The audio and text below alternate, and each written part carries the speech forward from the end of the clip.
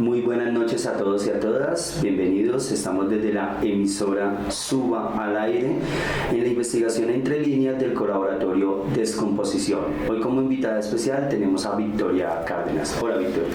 Hola, ¿cómo estás, Vicente? Muchas gracias por la invitación.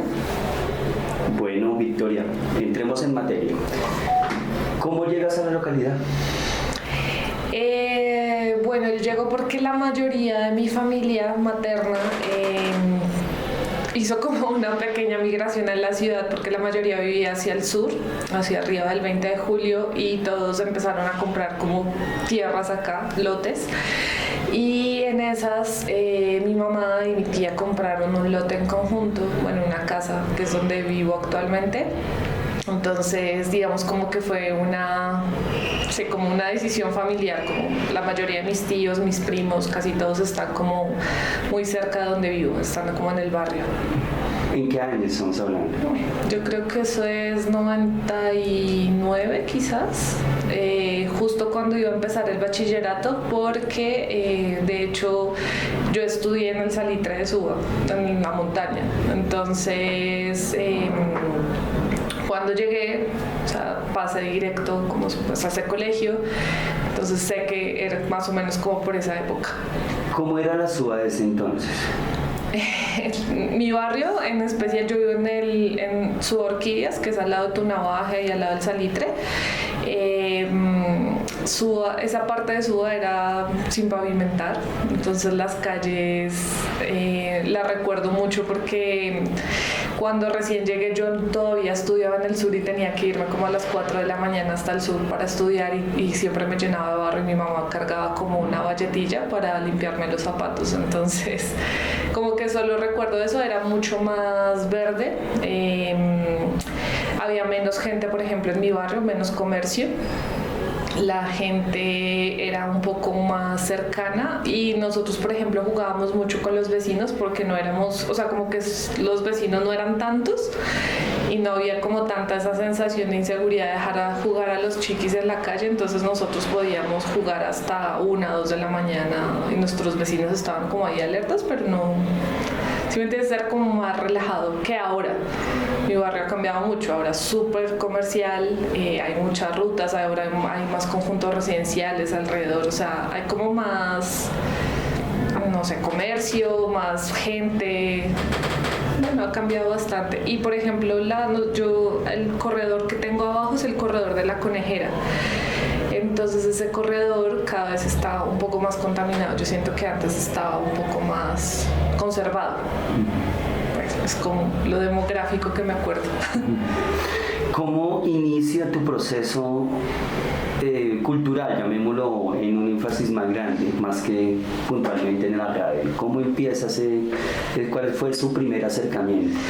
Pues yo llegué a Suba al Aire realmente por una casualidad, porque en el colegio nos invitaban mucho a parchar con la gente de literatura que estaba en ese momento en la biblioteca de Suba. Entonces yo pues siempre he sido como lectora, entonces yo pues como que iba a esos parches a aprender, a leer, lo que sea. Y en uno de esos me invitaron los del grupo de lectura, de literatura de ese entonces, nos invitaron a un evento que se hizo, es que yo no me acuerdo el nombre del teatro, sé que es por la Boyacá subiendo, ese teatro, el Montessori. El Montessori.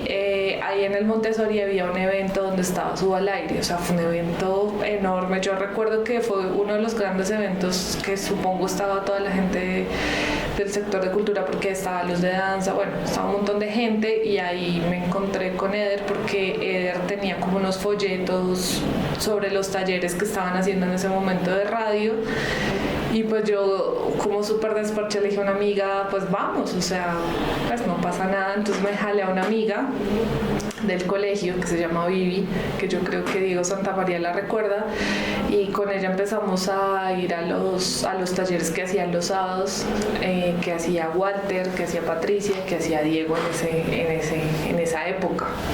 Y así fue que llegué por pura casualidad, o sea, no, una cosa llevó a la otra. ¿Cómo eran esos talleres? Pues yo tengo muy gratos recuerdos porque en ese entonces tanto Patricia como Walter como Diego eran súper creativos, o sea, había mucha experimentación alrededor de la radio. Yo creo que realmente pues definitivamente eso marcó pues mi profesión o la decisión que yo tomé después de vida, porque yo nunca pensé en ser, por ejemplo, lo que soy ahora, que es comunicadora social y periodista. No, pues como que antes no se me había pasado ni pensé que tenía la capacidad de pronto de generar como procesos comunicativos o cosas o piezas o lo que sea.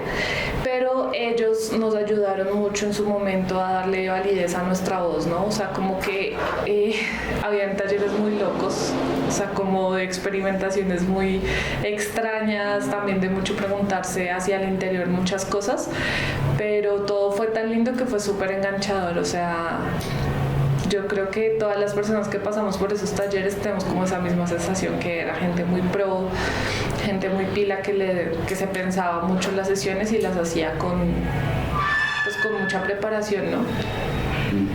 ¿Cómo desarrollabas tú el taller? Eso lo hacían ellos, pero tú particularmente, ¿cómo desarrollabas el taller? Yo en esa época era súper tímida, entonces yo creo que una de las razones por las que soy muy amiga de Dios, porque la he visto como toda mi transformación desde como más o menos que llegué a los 15 años, 14, 15 años, hasta hoy, y es porque en esa época precisamente yo era mucho de escuchar, pero yo le temía mucho hablar, ¿no? Entonces yo simplemente, de hecho, hubo una época que sacaba los talleres y yo iba a la Casa de la Cultura y me quedaba sentada como viendo. Entonces así fue que me fui como acercando más, porque yo solo iba a ver, no hacía gran cosa. Y la primera vez que hice un programa de radio, lo recuerdo que hice un programa que se llamaba Hi-Fi, que traduce alta fidelidad, y lo hice pensando, sin saber en qué iba a terminar un poco mi vida, en canciones dedicadas a las mujeres. Entonces ahí descubrí, por ejemplo, que Andrea Echeverry, pues Terciopelados tenía muchas canciones ya en su época que decían muchas cosas sobre las mujeres, ¿no? Entonces ahí fue como que yo descubrí que de alguna manera u otra sí tenía como, no sé, habilidad o quizás de pronto un poco de talento, no sé, para la radio y para lo sonoro, y me gustaba. O sea, yo creo que ahí fue como la transformación, además porque mi mamá ha sido una oyente de radio toda la vida, entonces creo que también es una herencia de ella, pues el gusto por lo sonoro.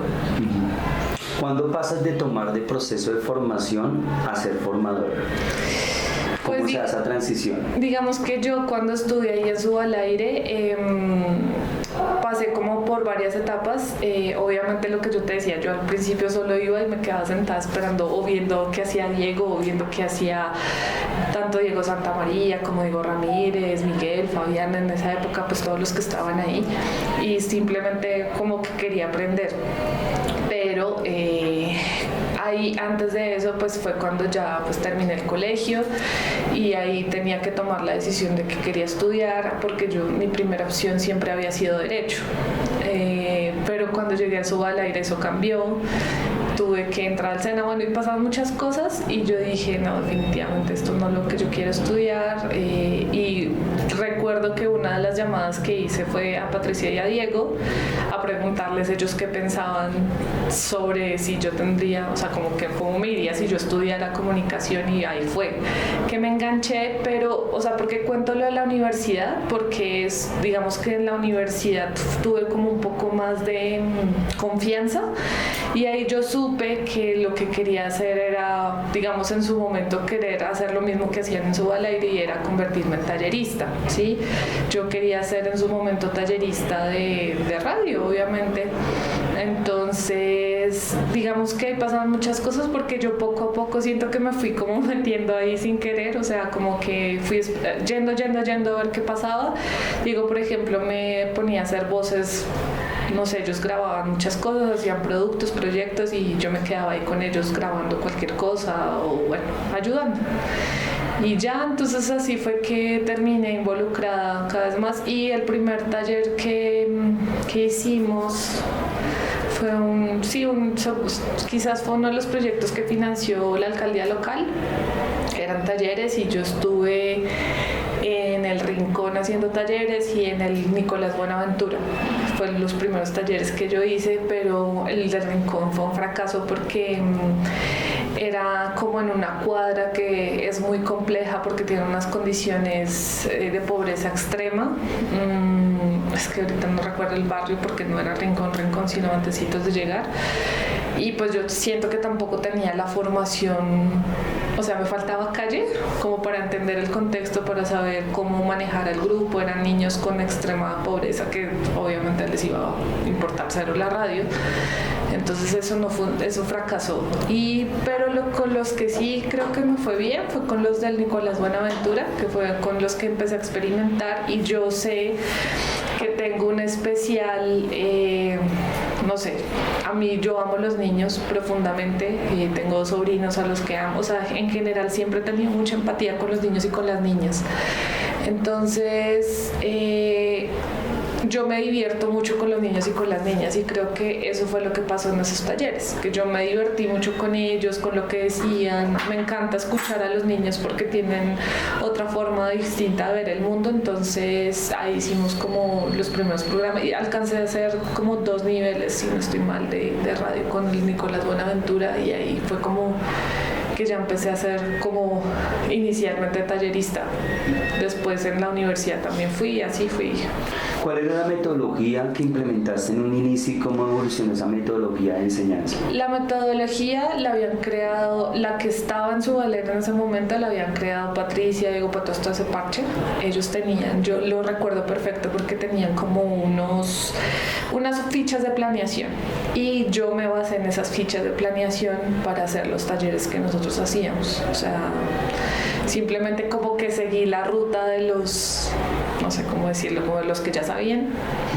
Entonces así fue que empecé a explorar. O sea, con el tiempo obviamente pues empecé a aprender más cosas, pero digamos que esa fue mi ruta inicial, lo que ellos ya habían hecho y lo que ellos ya habían planeado, los juegos. De hecho hay una actividad que recuerdo mucho, que no sé si la creó Fernando o si fue parche, Patti y Walter y Diego, pero es una actividad que, por ejemplo, sé que la mayoría hicimos, que fue el tema de explorar con los sentidos. No sé quién fue el que la creó, si la creó alguien o si la sumaron de muchas experiencias, pero, por ejemplo, esa la recuerdo mucho porque en una que estuvimos con Fernando, pues la gente se choqueaba mucho. O sea, eso remueve muchos sentimientos, muchas cosas ahí atrapadas. Entonces me parece, por ejemplo, que esa actividad necesitaba mucha sensibilidad, mucha como responsabilidad con el otro,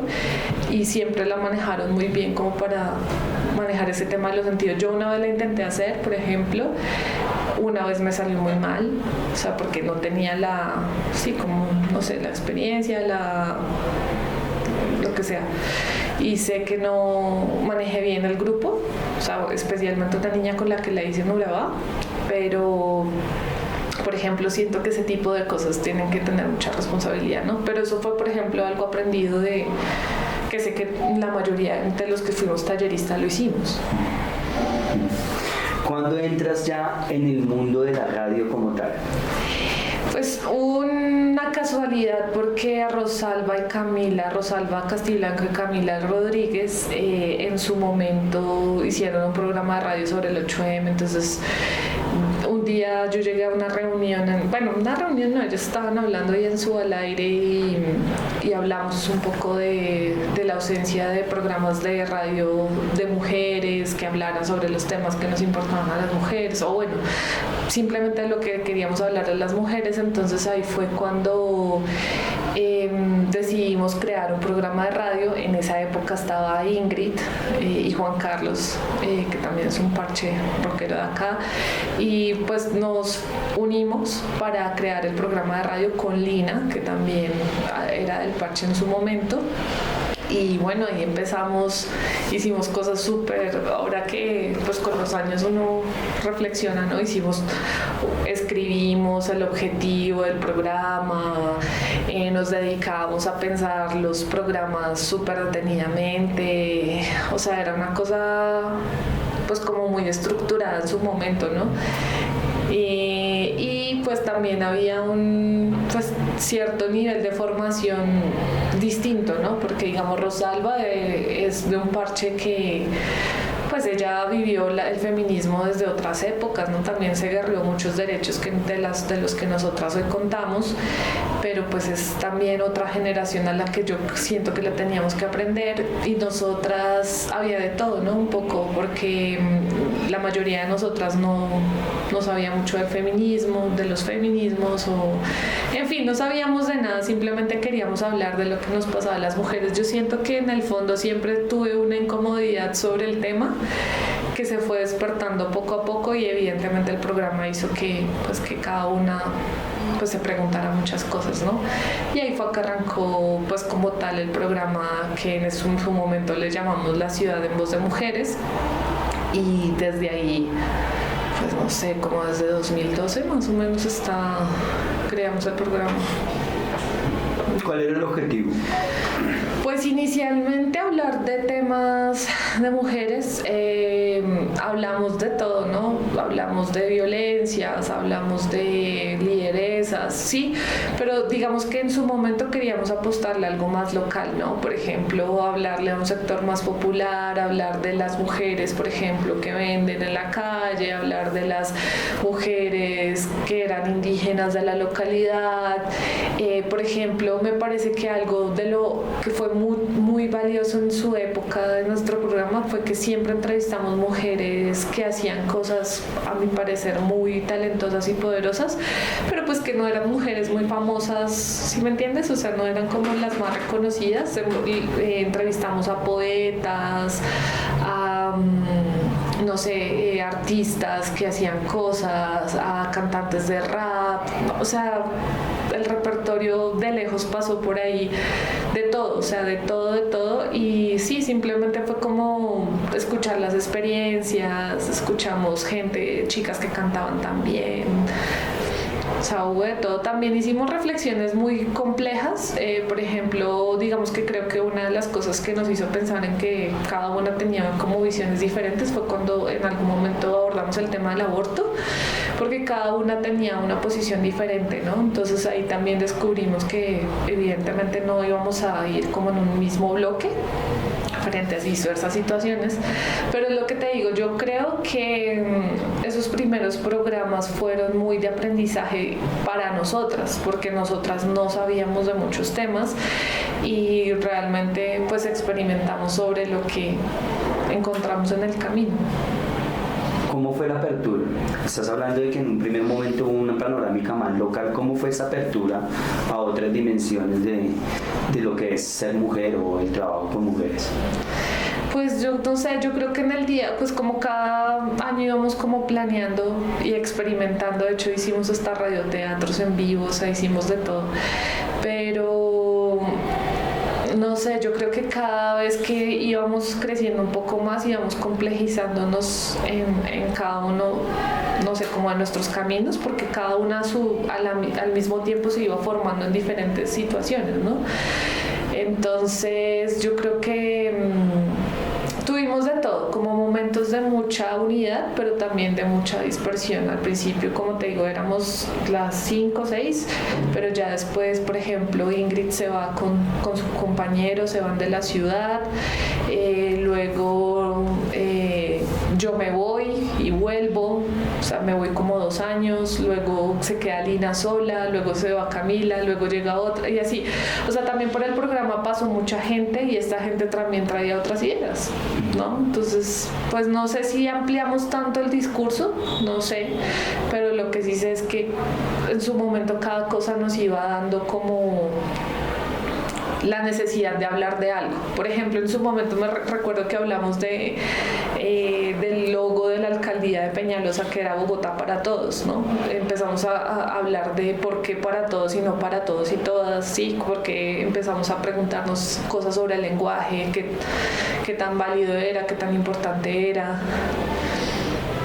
Hablamos de, o sea, por ejemplo, cosas muy lindas, que creo que lo conversábamos alguna vez, que lo estábamos diciendo, cuando hablamos con nuestras mamás fueron nuestras invitadas al programa, y como romper también esas... Es que lo recuerdo mucho porque mi mamá pensaba, o sea, no sé qué se imaginaba que hacía yo en la radio.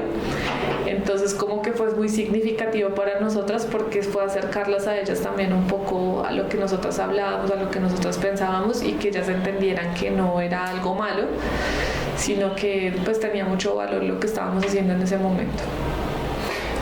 Ya que mencionas esto de articular tu familia, tu mamá particularmente, ¿qué significó para ti particularmente el habitar ese escenario, el estar haciendo eso que estás haciendo? Pues digamos que ahora que soy más adulta, y pues ya como uno empieza a reflexionar muchas cosas, ¿no? El por qué estar ahí, no sé qué. Entonces yo siento que en este momento en específico tengo gratitud, porque si bien puede que se hayan roto muchas cosas en su tiempo, puede que haya habido conflictos, lo que sea, pero definitivamente siento que este lugar fue una escuela, y sobre todo fue una escuela que me permitió hacer una manada, ¿no? Que son mis amigas. Finalmente nosotras nos fuimos, pero mis amigas siguen estando ahí, ¿no? O sea, ellas siguen siendo mi manada, siguen siendo mis amigas, siguen siendo las personas que me apoyan, y son las mujeres con las que yo sigo preguntándome cosas sobre el feminismo. Entonces, aparte de eso, siento que pues me permitió hacer escuela para aprender muchas cosas sobre las mujeres de hoy, y para preguntarme muchas cosas sobre mí misma, y para hacer un poco lo que estamos haciendo hoy como colectiva, y es intentar formar a otras niñas y a otros niños y a otros jóvenes para que, digamos, comprendan que si estamos hablando hoy de feminismos o de violencias de género, lo que sea, es porque el mundo todavía es muy desigual. Entonces siento que estamos en una época en la que estamos devolviendo esas semillas, lo que aprendimos un poco en el camino en su momento en Suba al Aire, para enseñarles a otros que el mundo ha cambiado, que las mujeres también tenemos otras posiciones en esta sociedad, pero pues que también el camino está todavía difícil y hay que seguir trabajando por eso. Tienes toda una experiencia en el escenario de la radio comunitaria, muy vinculada a lo social, extremadamente vinculada a lo social, en este caso a la mujer fundamentalmente, pero también estás en la universidad. ¿Cómo afecta positiva o negativamente esa experiencia comunitaria, social, el desarrollo académico que tienes en la universidad? Pues digamos que en mi caso fue muy beneficioso, porque por ejemplo cuando yo llegué a la Minuto, digamos como ya llegué a aprender lo que era radio, pues yo ya tenía un camino pues, recorrido súper amplio, o sea, fue muy bonito descubrir que digamos que es eso de legitimar que lo comunitario es lo pobre, lo malo, lo mediocre. Eso no es cierto. Puede que nos falten plataformas, o puede que a lo comunitario le falte de pronto difusión o lo que sea, pero eso no quiere decir que sea de mala calidad ni que sea mediocre ni nada. Entonces digamos que para mí dentro de lo académico fue como una oportunidad, o sea, nunca ha sido como un tropiezo de hecho cuando hice la maestría, mi tesis en la maestría fue sobre colectivos de mujeres que hacían radio en espacios comunitarios. Obviamente también descubrí cosas, por ejemplo, descubrí que generalmente estos espacios se pierden porque de todas maneras los programas de mujeres, estaba hablando de lo que descubrí hace ya más o menos 5 años, 6, porque seguramente puede que las cosas ya hayan cambiado en este momento, pero es eso, que hace falta darle más importancia a estos espacios. Yo creo que ahora puede que porque, no sé, políticamente está como un poco más más fuerte el tema de género no sea igual, pero por ejemplo yo siento que lo que pasaba con todos los programas de radio de mujeres era lo mismo. Pues ustedes son como las niñas ahí que están hablando de algo, a las que les hacemos chistes, sí. Eso dentro de lo comunitario, pero generalmente los espacios de formación académico siempre fue algo que, pues, que me preguntaron, que llamaba la atención. De hecho, en la maestría yo llevé a mis compañeros, a todos los compañeros de la maestría, los llevé a Suba al Aire y todos hicimos programas de radio como parte de un ejercicio de la maestría y fue muy, muy bonito porque mucha gente no sabía ni siquiera que existía Suba al Aire. Pues tampoco tenía por qué saberlo, ¿no? Pero pues como que nunca... sí, como rayé, sino que fue parte de mi proceso académico. Hay un momento en donde el programa se acoge también otros escenarios, otros espacios como la UPN. ¿Cómo fue esa experiencia? Pues nosotras, o sea, voy a tratar de recordar un poco el contexto, puede que me equivoque, pero Suba al Aire tuvo como una de las fuertes crisis y tuvo que hacer la programación solo un día, que era el martes. Dentro de esa programación, porque le cedieron al espacio a otra persona como el resto de espacios para sostenerse, en esa camada salimos nosotras. O sea, estaban todos los programas llenos, pero nosotras no teníamos espacio. Entonces dijimos, bueno, ok, ya no hay espacio acá, entonces busquemos otro lugar. Y a través de mis amigas que son egresadas de la pedagógica, logramos obtener un espacio en la universidad y transmitimos yo creo que 2 años, y gracias también a un compañero de la maestría. Hicimos muchos programas en vivo y también nos pasó lo mismo, o sea, llegó un momento en que nos dijeron, bueno, ya, ustedes llevan como mucho acá y pues ya, y pues ya, entonces ya ustedes no son, y pues digamos como que la vaina era que mis amigas sí eran egresadas, yo no, entonces yo no tenía tampoco como, o sea, pues como que en bloque ya había un programa de egresados de la UPN, entonces no teníamos como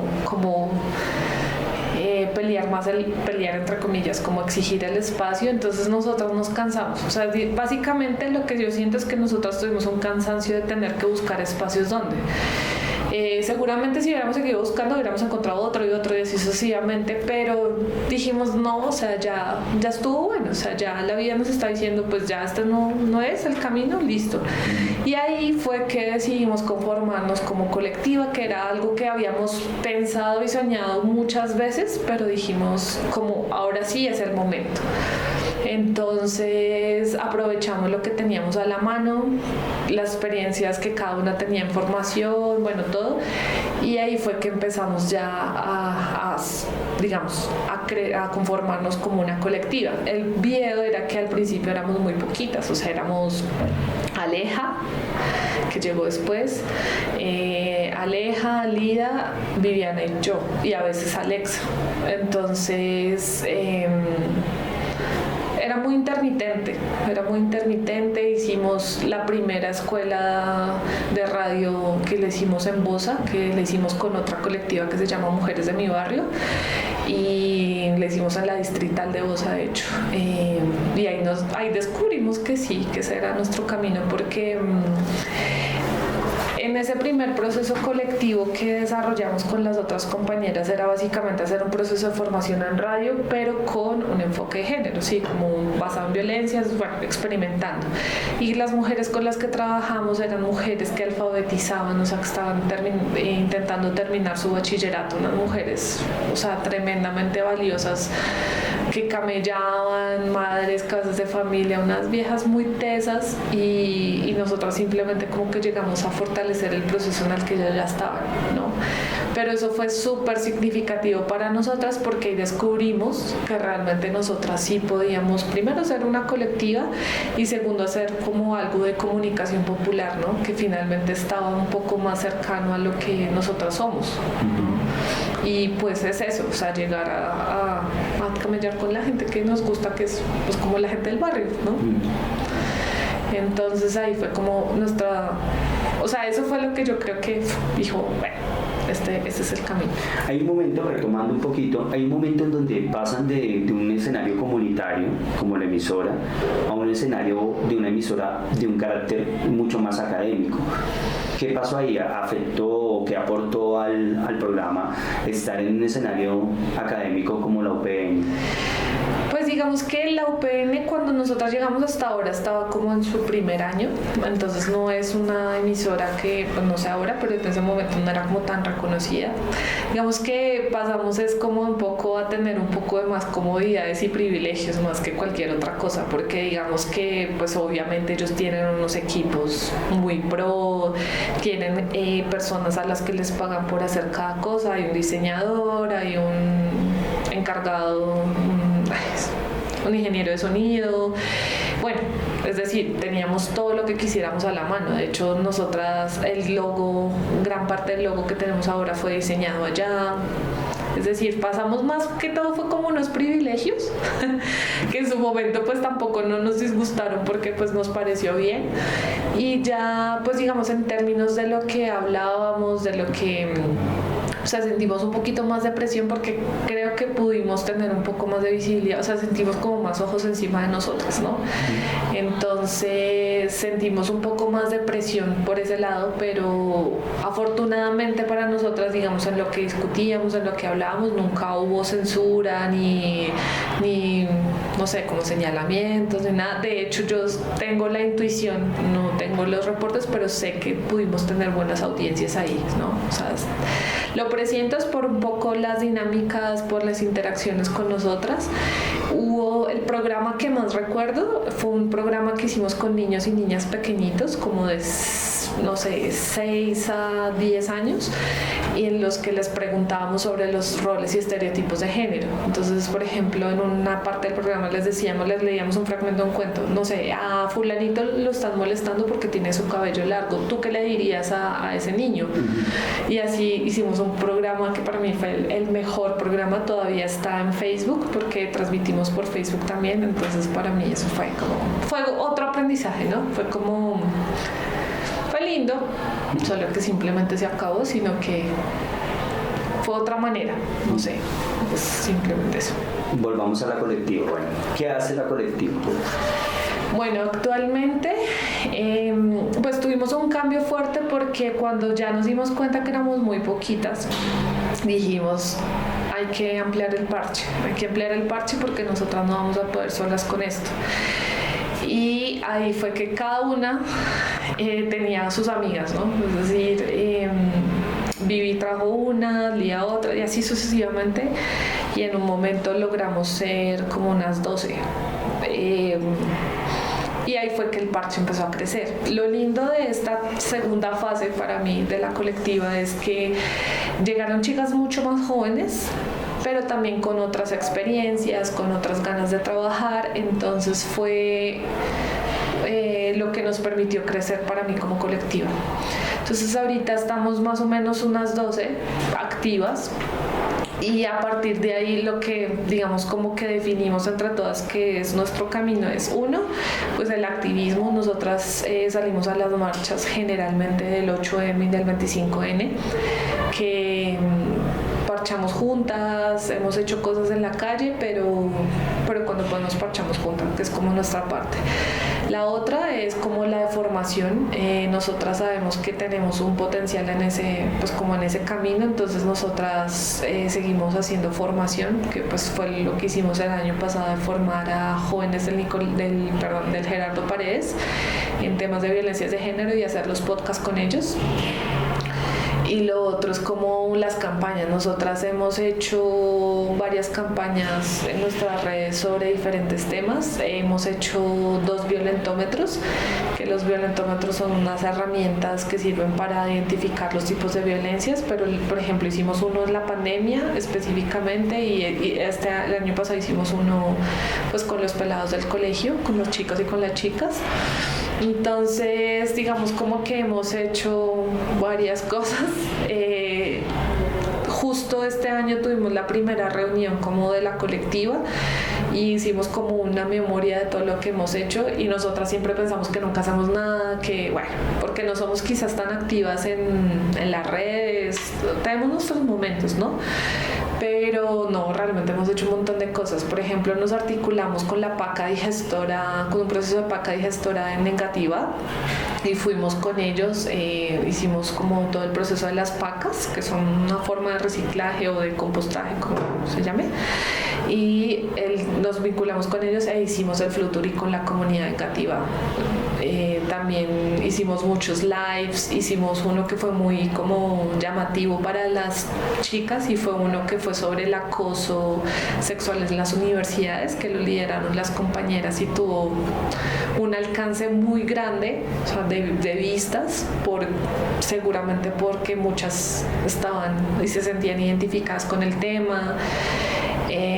Sí, entonces hacemos como de todo un poco, pero digamos que ahora todo es más tranquilo porque reconocemos que, por ejemplo, cada una de nosotras tiene que vivir, cada una de nosotras tiene que trabajar, cada una de nosotras además tiene complejidades, ¿no? Es decir, no todas nuestras familias son tranqui, entonces cada una va resolviendo su vida al mismo tiempo que haciendo muchas cosas, y hay momentos en los que simplemente no podemos estar. Cada una ha tenido, por ejemplo, crisis, ¿no? O sea, no me siento capaz de ayudar a nadie, no quiero hacer nada en la colectiva, pues bien. Pero también ha sido algo lindo que la colectiva ha sido un refugio para para todas. Es decir, incluso hemos tenido casos de violencias de género al interior de la colectiva y nosotros estamos ahí como, no sé cómo decirlo, como un colchón siempre para la otra. Si alguna necesita protección de algún tipo, todas nos activamos. Si alguna necesita orientación psicosocial, activamos, o sea, nuestras rutas de confianza para que ayuden a la otra. Entonces se ha convertido así como en una pequeña tribu que ayuda a las otras, y eso ha hecho pues que lleguen más chicas también, ¿no? Que se acerquen, unas vienen, otras se van.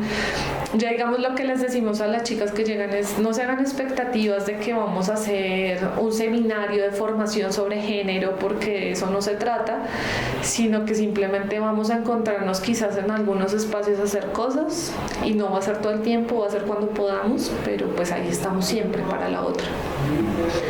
Y este año pues decidimos hacer algo importante para nosotras, y es que, bueno, hemos hecho muchas cosas hacia afuera, hemos hecho los instrumentos para identificar las violencias, hemos difundido denuncias, bueno, hemos hecho muchas cosas hacia afuera, pero sentimos que este es el momento de echar para adentro, ¿no?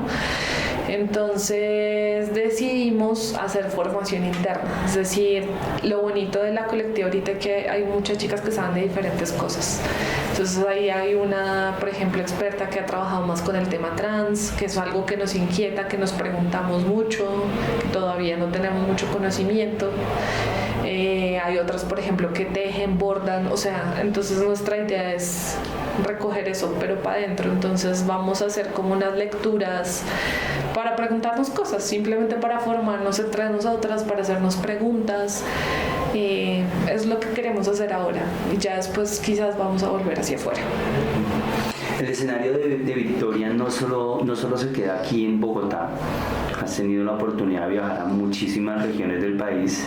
Recuerdo en algún momento que viajaste al Pacífico y desarrollaste un trabajo retomando esa pasión por la literatura con los chicos del Pacífico. Cuéntanos de esa experiencia.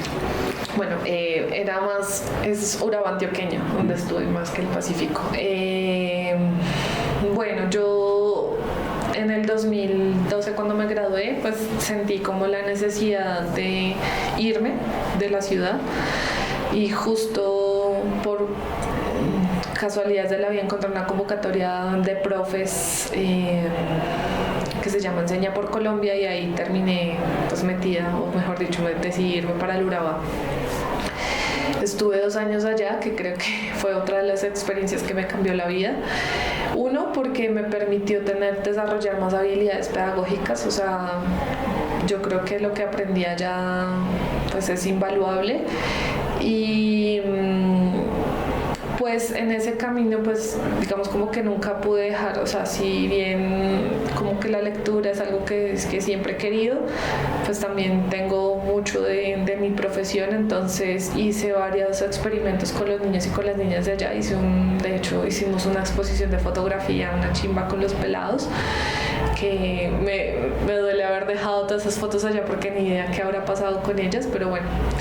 Hicimos fotos y también hicimos un concurso de cuento con unos chicos de una vereda y fue muy interesante porque lo que yo hice fue pedirle a mis amigos cercanos de acá o los que les gustaba leer que por favor evaluaran los cuentos. Entonces yo hice como varias categorías y pues tú fuiste uno de los que leyó algunos de estos cuentos y simplemente como para tener algo un poco más transparente.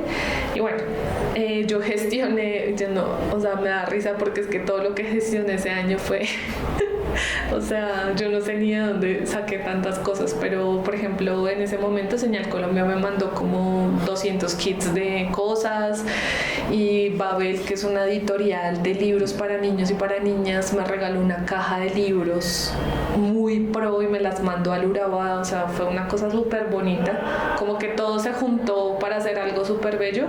Entonces ya cuando tuvimos los ganadores, yo hice como el día del idioma, hice como una actividad en el colegio, pues que, o sea, mi colegio eran 3, 4 salones de una ruralidad, ¿no? O sea, era una cosa muy pequeña. Y ahí premiamos a los estudiantes que habían ganado el concurso. Pero lo más interesante fue las reacciones de la gente al interior del colegio, porque las personas que ganaron no es el niño más juicioso con el que uno espera que es el que siempre se gana todo, el que siempre iza bandera, sino eran como los más vagos o los más estigmatizados entonces la gente se quedaba, me acuerdo mucho la cara de los profesores, pero este man, o sea, que nunca hace nada, ¿cómo es que se ganó este premio? ¿Cómo es que se ganó este concurso? Eso fue un video porque pasó mucho con muchos niños y muchas niñas, entonces para mí eso fue pues muy significativo. No sé, yo al Urabá le tengo pleno agradecimiento, tengo un grupo de amigos de allá en el que obviamente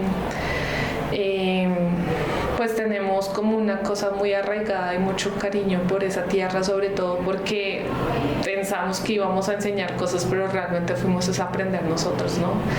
Tanto de que Colombia no es Bogotá, si bien acá hay también cosas muy duras, la ruralidad es otra cosa. La ruralidad es otra cosa y las condiciones de vida ya son otras, y aún hoy en día tengo muchos estudiantes con los que me hablo, me escriben, o sea, hay un cariño profundo por esa tierra y siempre que puedo, pues, la última vez que la visité fue hace como 4 años y siempre vuelvo con la misma nostalgia porque quiero mucho ese lugar. Ahorita estás viajando a otros territorios de Colombia, cuéntanos de eso. Sí, digamos que afortunadamente para mí he tenido suerte y trabajo en una organización de periodistas que se llama Consejo de Redacción y hacemos periodismo, pues digamos, enfocado a derechos humanos, a los temas de género también, pues ahora estoy trabajando mucho el tema de migración, entonces estamos intentando como que la gente en los territorios haga un periodismo un poco más responsable. Entonces capacitamos en varias regiones del país a la gente y intentamos que produzcan historias enfocadas en estos temas con la responsabilidad que requiere. Y ha sido lindo porque obviamente el periodismo regional también es difícil, es mucho más difícil porque también están sujetos a unas dinámicas institucionales, mucha gente tiene que trabajar con el alcalde de turno y eso no es sencillo, eso coarta, hay unas autocensuras, ¿no? Que hacen complejo territorios como el Arauca, por ejemplo, donde no hablas de ciertas cosas no solo porque no quieras, sino porque hay varios grupos armados que no te lo permiten. O sea, que parece que esas cosas se están acabando, pero no están del todo. O sea, hay muchas cosas muy complejas en los territorios. Entonces, me gusta viajar, principalmente porque siento que uno sigue como poniendo los pies en la tierra, ¿no? O sea, como entendiendo que hay muchas cosas que necesitan mejorar y el periodismo comunitario, pues siempre hay gente haciendo cosas, ¿no? Gente muy tesa sacándola del estadio con periódicos locales, con lo que puede. Retomando, volviendo atrás un poquito, Suba al Aire estaba ubicada en su momento, cuando llegaste, en lo que es la Casa de la Cultura de Suba, la Fundación Casa de la Cultura de la localidad de Suba. ¿Qué significó para ti estar en ese espacio, un escenario donde convergían diferentes disciplinas de la experiencia humana, llamémoslo así? Pues para mí fue muy lindo porque digamos que cuando yo llegué, yo creo que lo hablábamos en algún momento y para mí fue como el auge en su momento de la cultura en la localidad. Entonces, ver los grupos de teatro, ver los grupos de danza, o sea, como que todo el potencial que tenía Suba, para mí eso era como súper wow, ¿no? Como que siento que mi vida no hubiera sido la misma sin ese espacio. Entonces a la casa también le tengo mucho cariño por eso, porque siento que es un espacio que le permitió a mucha gente crecer. Hay mucha gente que va y viene, pero finalmente también es un espacio de formación, de creatividad. Yo creo que hay mucho potencial que la gente desconoce que creció en ese espacio, ¿no? Y mucha gente muy, muy poderosa, mucha gente que le ha aportado mucho, pues, a la cultura de esta ciudad. Suba al Aire. ¿Qué significa para ti? Pues en este momento significa como algo bueno que tuvo que pasar en mi vida en su momento, pero que cumplió un ciclo, ¿no? Es decir, es el lugar que me permitió crecer, que me permitió formarme no solo como persona, sino como profesional, lo que decía un poco de encontrar a mi tribu, mi manada, encontrar a gente que quiero mucho. También un lugar que me permitió confrontarme con muchas situaciones, no sé, siento que también hay muchas cosas que parten de la inmadurez de muchas cosas, como de las edades, de los egos, de muchas cosas. Pero lo que te digo ahora, lo que siento es como gratitud, o sea, como que siento que era lo que tenía que vivir en ese momento. Ahora para mí es como más suave entender como que uno a veces se va de los procesos y ya, porque simplemente cumple un ciclo, como que no es como un drama como antes, que nosotros cuando nos fuimos obviamente lo pensamos mucho y ahora qué vamos a hacer y bueno, o sea, hubo una nostalgia obviamente, una ruptura, un duelo. Pero no sé, ahora es diferente, como que lo veo con cariño, simplemente como que hace parte de mi experiencia y si me lo preguntan, pues hablaría con mucho orgullo de todo lo que sucedió en su momento, cuando estuvimos ahí, cuando se gestaron tantas cosas tan bonitas con tantos programas de radio, con toda la gente que conocimos, pero pues ya, es como parte de mi pasado un poco también. Patricia Martínez. No, la Pati para mí es como uno de los grandes referentes de este país en comunicación. No sé si ella escuchará esta entrevista, pero espero que sí, que sepa que primero agradecerle el creer en nosotros en su momento, pese a que éramos muy chiquitos, ¿no? O sea, como una juventud sin experiencia y siempre hay algo muy lindo de esa época y es que toda la gente que estuvo siempre creía en nosotros. O sea, no hablo solo de mí, sino que, bueno, no sé si todos tendrán la misma experiencia, pero cuando, por ejemplo, estaban conformando legalmente ya la emisora, yo hacía como el aporte del inicio de lo que fue la junta de programación y hacía cosas y ellos nunca me decían que no o que estaba mal, ¿sí me entiendes? Fue como mucho apoyo en su momento. Entonces le tengo infinita gratitud por todo lo que nos enseñó, o sea, sé que es una de las personas más valiosas que ha tenido pues esta localidad. Y para cerrar, Suba para Victoria. Con los años me he dado cuenta lo mucho que amo esta localidad, porque claro, yo crecí muy pequeña en el sur de la ciudad, más específicamente en la localidad San Cristóbal Sur. Y en ese momento, en ese específico barrio donde yo vivía, no sentía que había movimiento cultural como lo vine a vivir acá en Suba, ¿sí?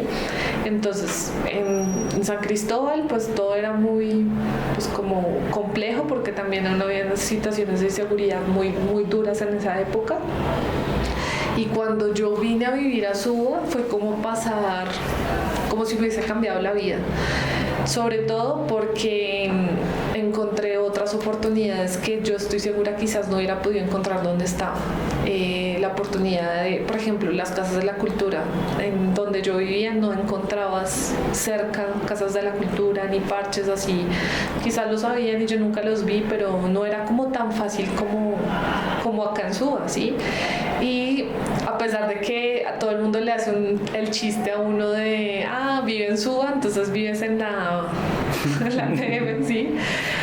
Pero con el tiempo para mí cada vez es más difícil como pensar en vivir en otro lado. De hecho, mi proceso es, voy a vivir sola, pero no, el lugar donde voy a vivir no es fuera de Suba, entonces me da risa, pero yo sé que yo ya no me quiero ir de Suba porque Suba tiene cosas muy bacanas y es, primero que es una localidad que a pesar de todo es caminable, ¿sí?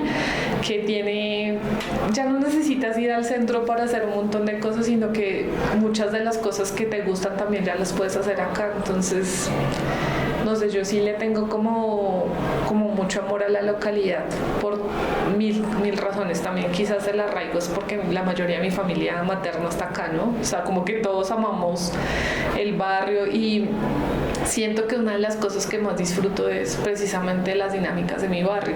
O sea, por ejemplo, sentir todavía que el 7 de diciembre mis vecinos salen todos a parchar, ¿sí? O sea, y todavía sacan y hacen un sancocho o hacen cosas muy que seguramente yo no voy a encontrar en otros lugares. Entonces no sé, yo soy una groupie del barrio, ¿no? Sí, yo amo mi barrio, Es muy chistoso porque yo estoy segura que difícilmente en mi casa van a robar, porque siempre que, si dejamos la puerta abierta, alguien llama a mi mamá, somos medio famosos ahí en la cuadra, entonces, afortunadamente, ¿no?